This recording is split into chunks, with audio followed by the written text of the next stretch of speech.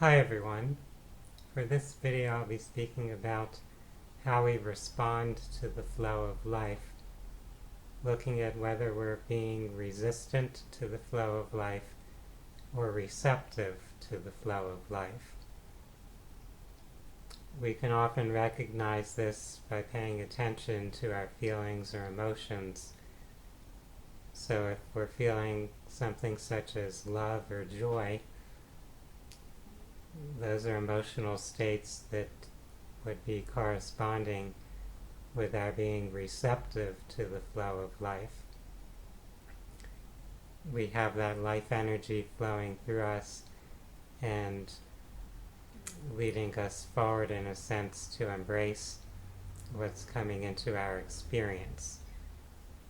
So when we experience things that we desire or value, and we have those elevated emotional states, we're naturally in a state of receptivity to life.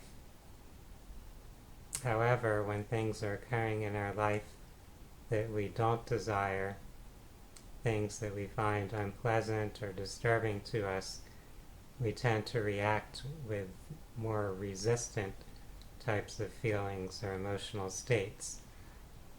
So things may occur and then you may react with anger, with fear, with guilt.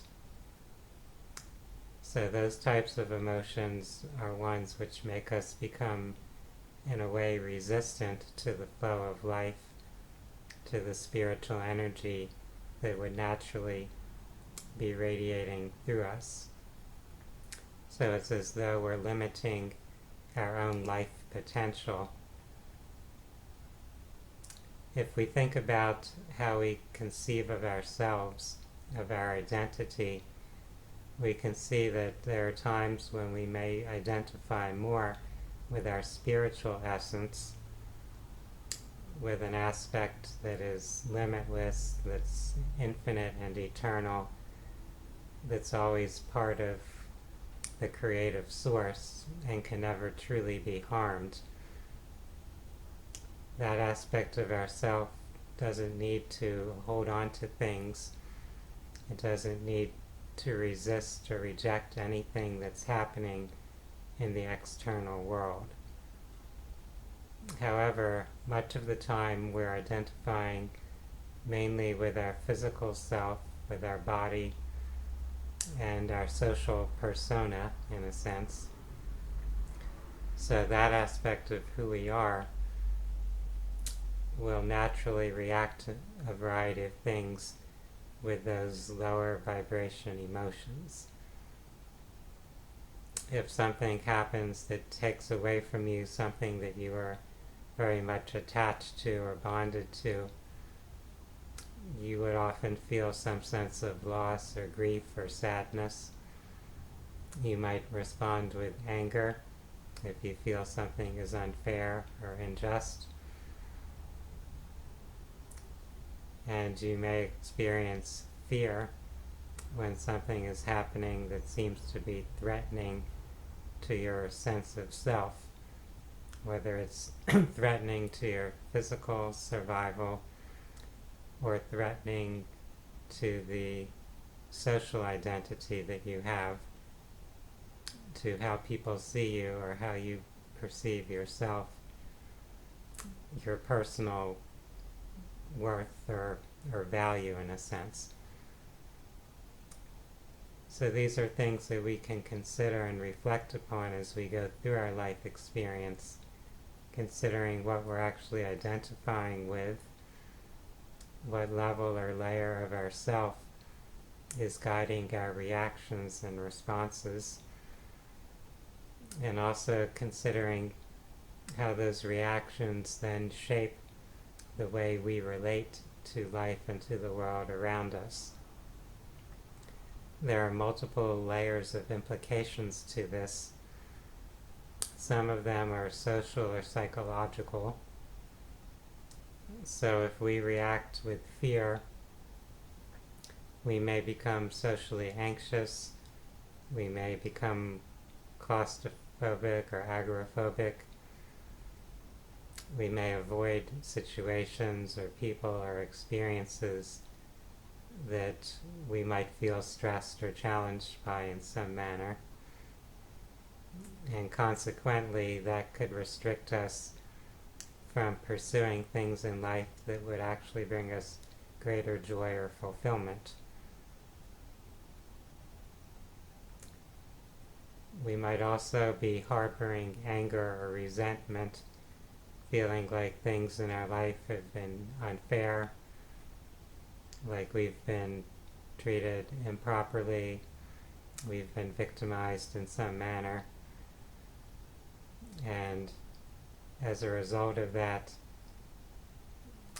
we would tend to be distrusting of other people.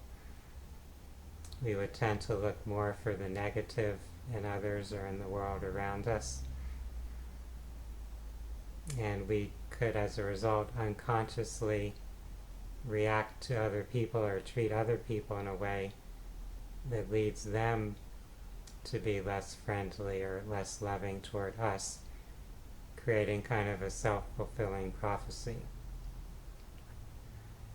On a physical, biological level, these emotional or energetic states have a very profound impact upon our body, upon our physical health, upon our cells and how they are functioning. It affects our DNA. So the ability of the DNA to receive and transmit information is impacted by these energies, by our thoughts and our emotions. So we have a greater or wider potential, even genetically, when this energy flow affecting our DNA is more clear and fluid. When we go into states of fear or anger, it causes the strands of DNA to kind of tighten up and be restricted, and that limits our access to our biological potential also. And in the long run, it often leads to diseases and illnesses. So if you consider how we react to our experiences in life, you can see how those reactions have both psychological and physical implications, and how what's happening in our physical body tends to be a reflection of what's happening on a psychological level, especially on an unconscious psychological level.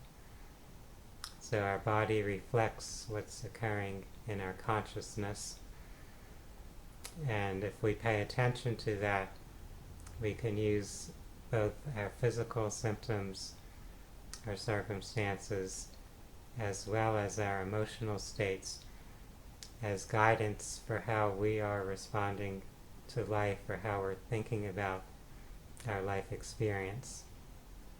So it gives us an opportunity to work toward shifting our core beliefs, our basic understanding of ourself and of creation itself.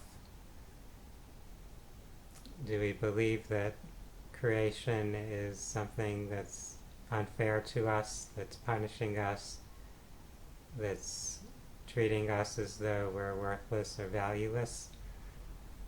Or do we believe that creation is there to help us evolve and transform our own consciousness? If we choose that latter perspective, then we'll be able to use our life experience to help us grow and expand, to help us become more tuned in to our true essence, in a sense awakening to our original self, to that aspect of our identity that's never actually separate from the Creator, from the divine source. I hope that this brief explanation has given each of you some insight into your lives, some inspiration to work toward your own inner transformation, to in a way train yourself to see things differently and to respond to life in a more receptive way, where you allow life to, in a sense, flow through you,